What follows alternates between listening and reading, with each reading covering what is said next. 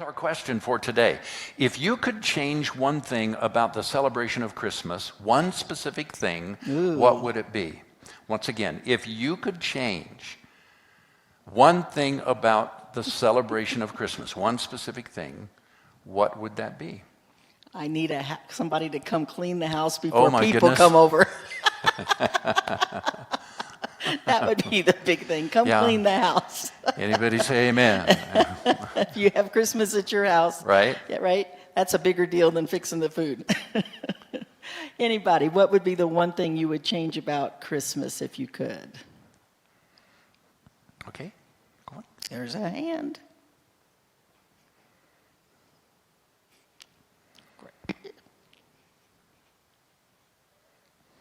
I would just like to bring it back to the real meaning of Christmas and stop the commercialism. Yeah. Would that include not buying gifts for people? If that's what it came to, yes. Interesting. Okay. Yeah. Fellowship is worth more than a gift. That's good. That's good. Really good. I think fellowship is a gift. You're the greatest gift in my life. I mean, the older I get, the more precious relationships have come. Okay, again, question. If you could change one thing about the celebration of Christmas, one specific thing, what would you change? Anybody? Chat with us. Text us, 720-878-3323. What would you change? Anybody else? Okay, she said it all. Yeah, a couple of these answers have just really expressed a lot of what I think we're all feeling, haven't they? About the materialism, about the pressure.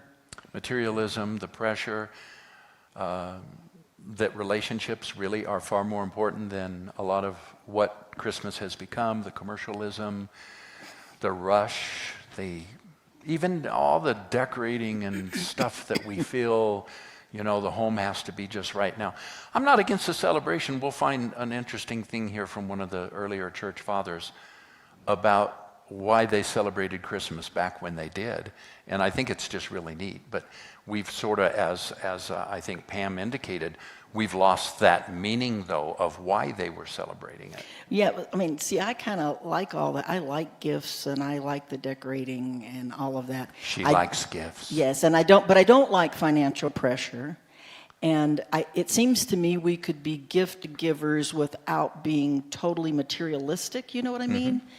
I think you can still be I love giving. I love giving all year long. Whenever I can give, I love giving. And whenever I can and whatever.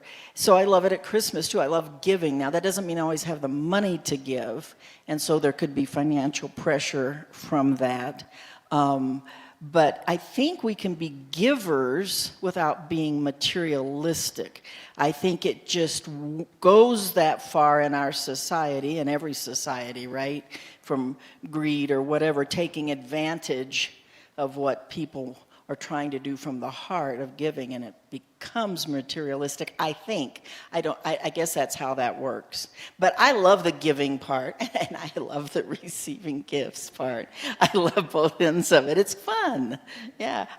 We don't do this anymore, but we used to do stockings. But see, again, financially, that's become a little bit too much because you fill stockings up with stuff, and now that, anyway. So, but we don't do that anymore, and I used to like filling up the stockings. Okay, Here's an answer. Bring Christ back into Christmas. The meaning of Christmas has gotten so changed that Christ has been taken out of it. Thank you, Jeff. Yeah, we would agree. Anyone else? I think that might be it for today. Okay. All right. Well, he is still the gift.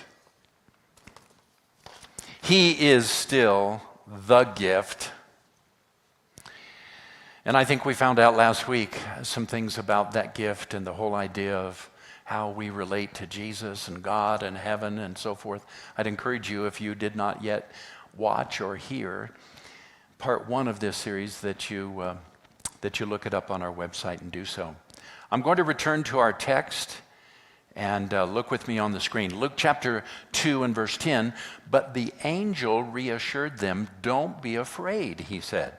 "I bring you good news that will bring great joy to" how many people? All right. And then watch this. John chapter 3:16. We all know it. We could quote it. This is a little bit different take on it from the Mirror translation. The entire cosmos is the object of God's affection. And he is not about to abandon his creation. The gift of his Son is for mankind to realize their origin in him who mirrors their authentic birth, begotten not of flesh, but of the Father. In this persuasion, the life of the ages echoes within the individual and announces that the days of regret and the sense of lostness are over. The most notable feast for the first 1200 years of Christianity was the celebration of Jesus' resurrection. But as Francis of Assisi rose to prominence around 1200, he was very influential in establishing many of the basic celebrations that we have regarding Christmas. Francis went so wild over Christmas that he said, quote, "On Christmas Day, I want even the walls to eat meat." He said, "Every tree should be decorated with lights to show its true nature." He didn't feel that we, as human beings, needed to wait for God to love us through the cross and resurrection. He believed that God loved us from the very beginning, and he showed that love by becoming incarnate in Christ. So, as a Franciscan priest, Assisi, as well as the Franciscans, realized that if God had become flesh and taken on materiality, physicality, and humanity, then the problem of our unworthiness was solved in the very beginning.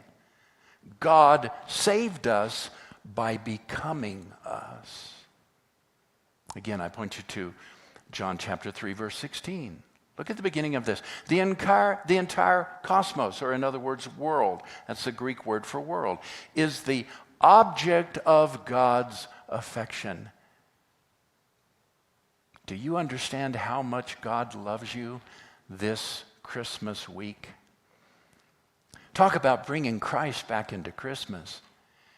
We've got to understand how much God is fond of you and me. The gift of his Son was that we would realize we've been saved in him. It was his coming. He displayed, by becoming a man, he displayed what it was like to have fellowship with God. And so the question this morning that Francis of Assisi asked is, what are you waiting for? We don't need to wait for God to love us at Easter. God has loved you even before Jesus came. God loved you. While we were yet sinners, Christ died for us. And yet, God loved us from eternal ages past. There's never been in God's heart or mind a time of separation from you in his heart. Never. He never did not like you. He was never not fond of you. He was never separated from you. Consider something with me. Christ is not Jesus' last name.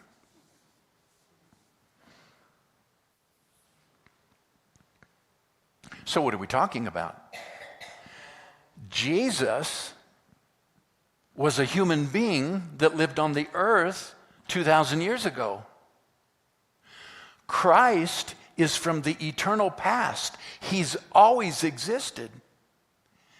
And whenever Paul talks about, through his writings, our relationship with God, our oneness with God, that God's our Father, that we're one in Him, that Christ is in us. He always uses the term Christ, not Jesus. And the reason being is that Christ has always existed with the Father. It's not Jesus' first name, Christ's last name. And the import of that is this, that forgiveness and reconciliation and oneness with the Father has always been there. It doesn't happen after the death and resurrection of Jesus. It doesn't happen as a result of a prayer you pray, or coming to the altar, or shaking the preacher's hand. In God's mind and heart, He's always loved you. He's always forgiven you. And why? Because Christ was a lamb slain before the foundation of the world, before the world was ever breathed into existence, spoken into existence, before you and I were ever spoken into existence and birthed in natural human birth, which we talked about the importance of last week. God had you in His bosom. So the manger where Jesus, the human being, was born was God saying, I so love you, I came as you. Again, that little manger with the baby in it, the human baby, that was God saying, I so love you, you're so one with me, you're so in my heart, that I'm going to become you. I'm going to live the life that you desire. So Christ has already prayed your prayers. Christ has already lived your life. Christ has already walked through the temptation you'll walk through. Christ has already been victorious over circumstances for you. And so living in you and with you and walking with you, the beauty is that we just rest in the gift of Christmas. Christmas is God's expression of fondness for you. You know, there's a difference between God saying, I love you, and God saying, I am fond of you.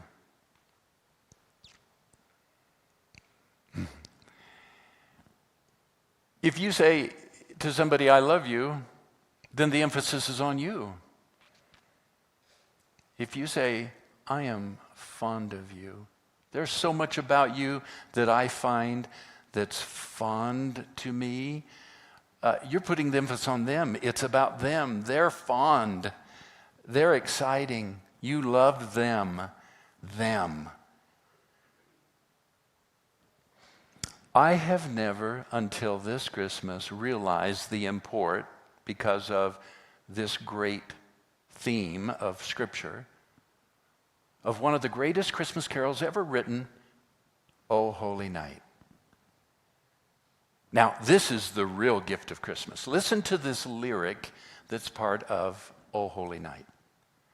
Long lay the world, are you singing along now? You can hear it in you.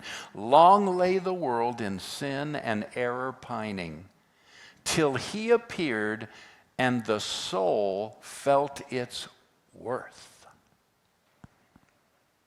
He appeared and the soul felt its worth. You see, for most of us, shame is the centerpiece of our appraisement. We fake it all day long, exhausted inside, wondering if we're loved and acceptable to people, to our parents, to our friends, most importantly to God.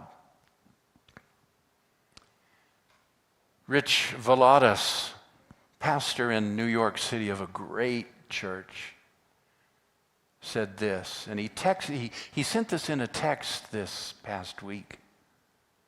God, period, with, period, us, period. Not God against us, not God apart from us, not God apathetic towards us.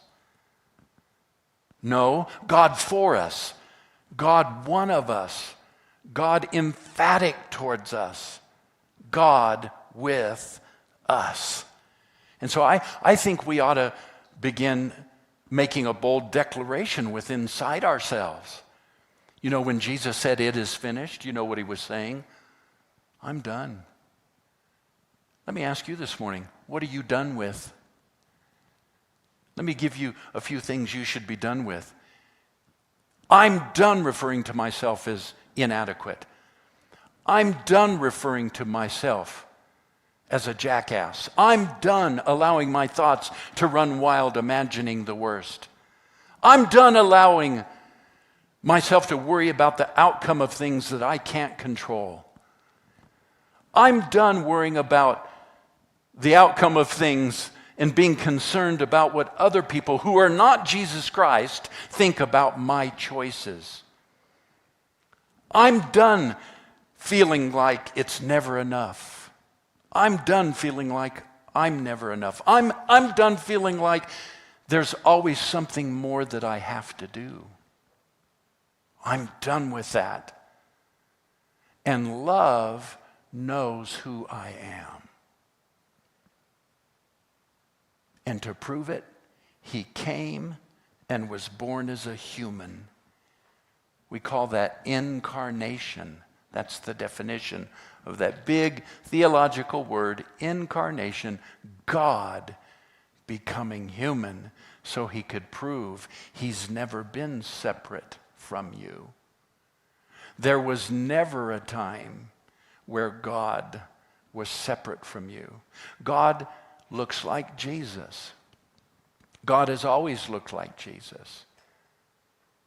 There's never been a time where God didn't look like Jesus. Now, we haven't always known this, but now we do. And God is especially fond of me. It's not just God loves me, because then that's about God. But if I hear God's fond of me, that's about me. John chapter 1 verse 12 says this, everyone who realizes their association in him, convinced that he is their original life, that his name defines them, God gives the assurance that they are indeed his offspring, begotten of him, and he sanctions the legitimacy of their sonship. Are you an illegitimate child? Have you felt illegitimate, especially at Christmas? It's easy for all of those overwhelming thoughts and feelings to come rolling in because the enemy of our soul uses this season in particular to attack people's thoughts with inadequacy, with a sense of distance, with a sense that you're not enough, and that God is not pleased with you. And I'm here to tell you that the greatest gift of all is that God came as a baby, as a human, so that he could demonstrate that he is fond of you. And so now you're going to say, I'm done referring to myself as inadequate. Say it out loud, would you? I'm done referring to myself as inadequate. Say this one. You can say it after me. I'm done calling myself a jackass. Go ahead. Some of you had problems saying that in church. All right, say this one after me. I'm done worrying about the outcome of things I cannot control. Here's one. I'm done being concerned about, go ahead, what other people who are not Jesus Christ think about my choices. Yes. Yes. Yes. God's likeness, God's image is your origin, not your mother's womb.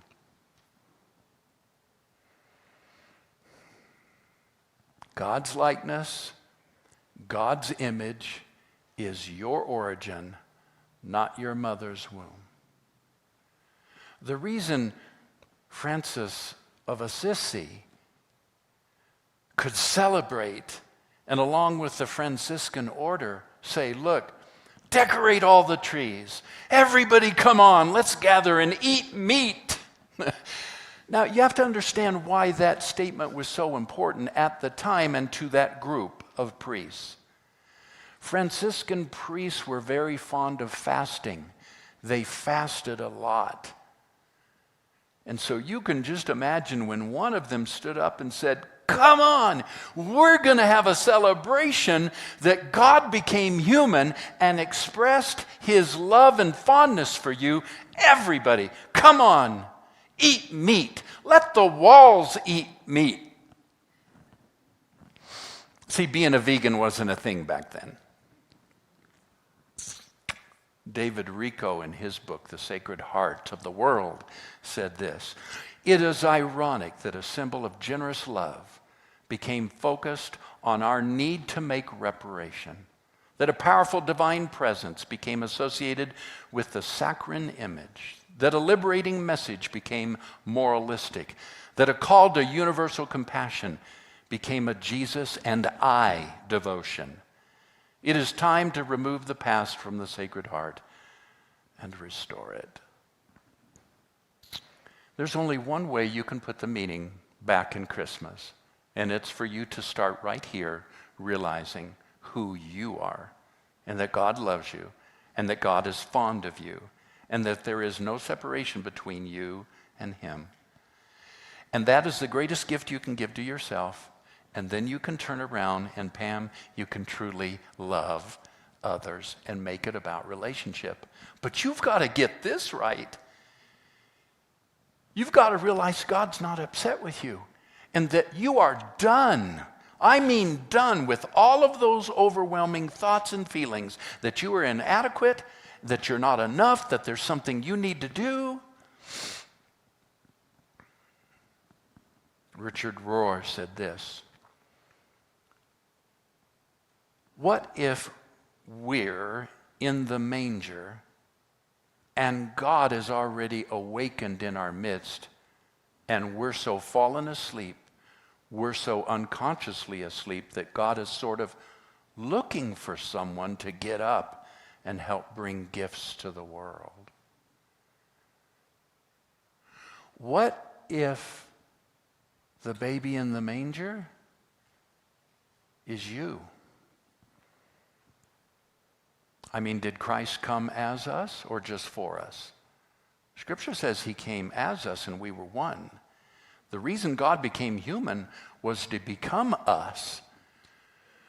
So I'm not trying to be sacrilegious here at all, and none intended. Understand, what if we started to see ourselves in the manger? Are you going to stay there?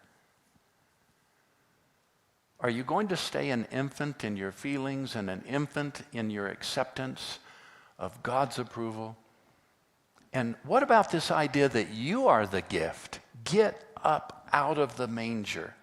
You become a gift to others. Smile. Be kind. Give them approbation. Say, well, I don't even know this person. I can't tell them I'm fond of them or tell them something great about themselves when I don't even know them. Why not? God tells you things about yourself all the time when you're being ugly. You know what I mean? And of course, that's the best way of us rearing our children, or training our children, is to not catch them doing things wrong, but to also catch them doing things right and to give them approbation and praise.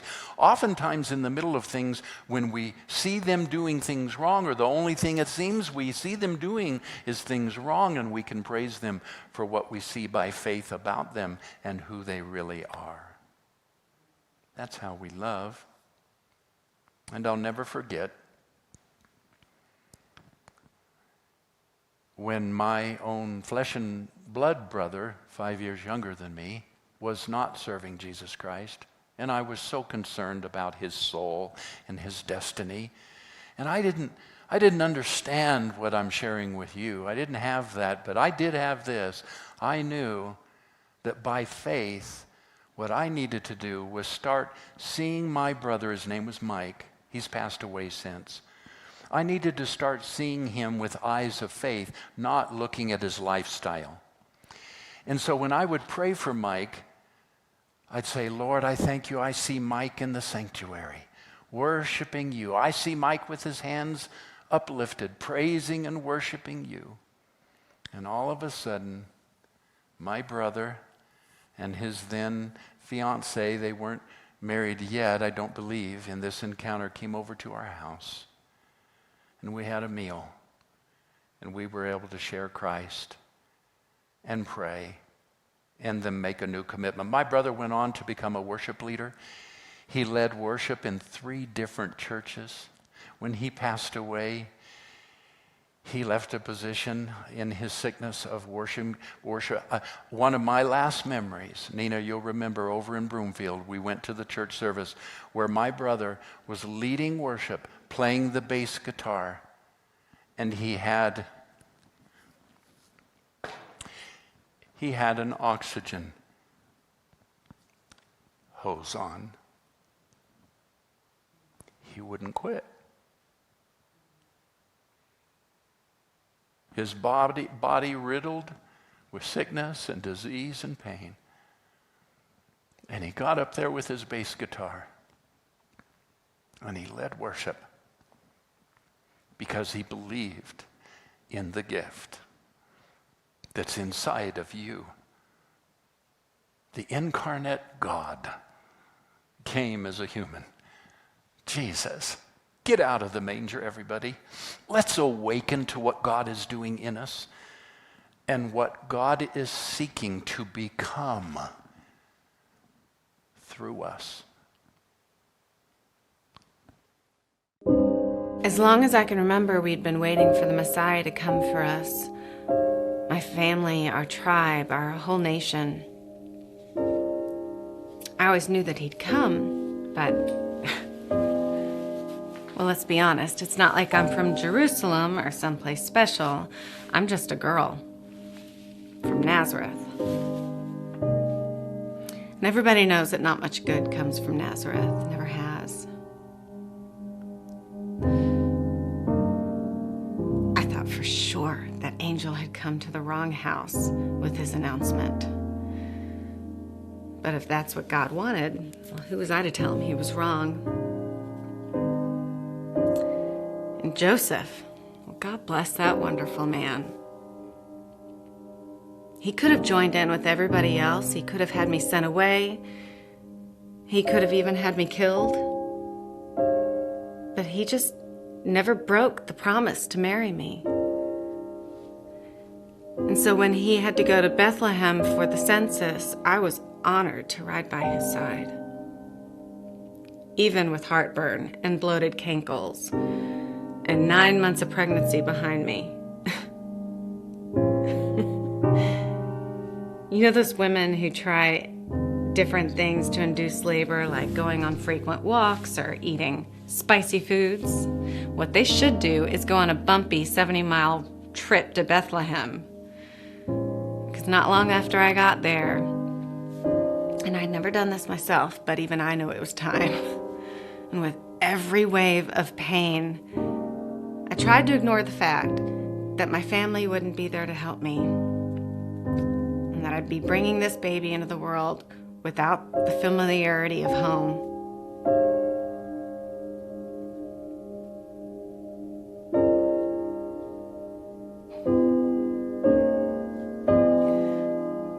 But when Jesus finally came, I forgot all of that, though. I just wrapped him in cloths and tried to make the most comfortable bed I could for him with the only thing I had, which was an animal's feeding trough.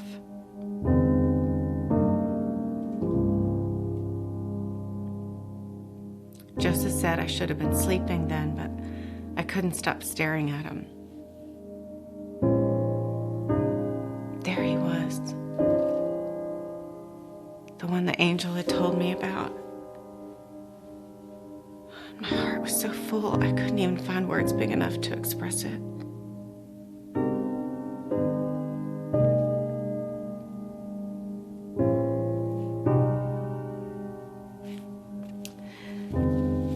I know I'm not the first young mother to bring a child into this world. It's always been that way.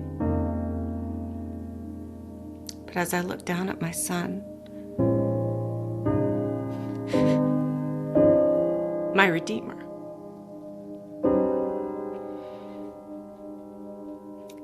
I knew that he would change everything because he'd already changed me.